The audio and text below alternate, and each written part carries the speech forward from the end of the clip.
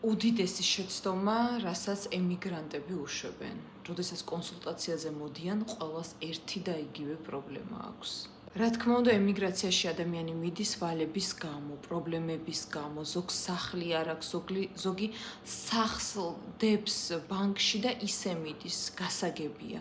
შემდეგ იწყებენ სამსახურს, ეს დაღლილი, განერვიულებული უძლიერესი ქალბატონები იწყებენ სამსახურს და წლები უნდებიან ამ ვალების გადახდას. პარალელურად ამ ადამიანს ზოგს ყავს შესანახი შვილიშვილები და ასე შემდეგ, მაგრამ ამ ადამიანებს არასოდეს არ ინდობენ ზოგჯერ ხშირ შემთხვევაში ოჯახის წევრები და ძალიან ბევრ თანხას იქით აგზავნინებენ კიდევ დაუმსახურებლად, რაც კიდე ზრდის მათ იქ ყოფნას. ანუ გადის 2, 3, 4 და 5 წელი.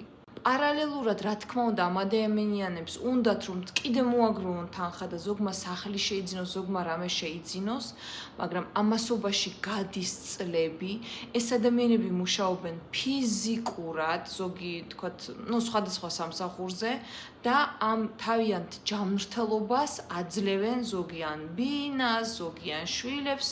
ხშირ შემთხვევაში სამწუხარო ფაქტია, რომ შვილები, მეუღლე და ასე შემდეგ ზოგს უფასებენ ამ ყველაფერს, მაგრამ 50%-ს არ უფასებენ და ზოგი ადამიანი საკუთარ სახლშიც ვერ ჩამოდის. რა პრობლემა აქვთ ადამიანებს, რომლებიც ჩემთან მოდიან და რა სჭირდებათ მათ, როგორც ჰაერი და წყალი და რატომ? წმენდის რიტუალი. რატომ ჭირდებათ მათ მაგალითად წმენდის რიტუალი და არა ბარაქის რიტუალი?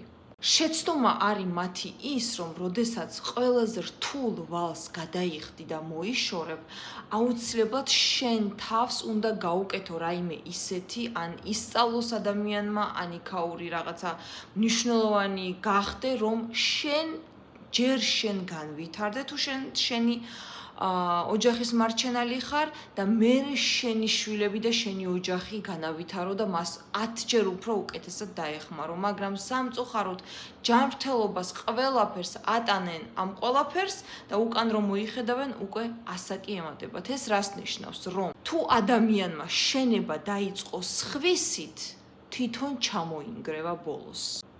წმენდის რიტუალი ნიშნავს, რომ შენ პირველი შენებას შენით იწყებ და შენ როდესაც ხარ ძლიერი, გაწმენდილი, ყველა ბლოკი მოხსნილი, აი მერე ხარ ძლიერი და წარმატებული.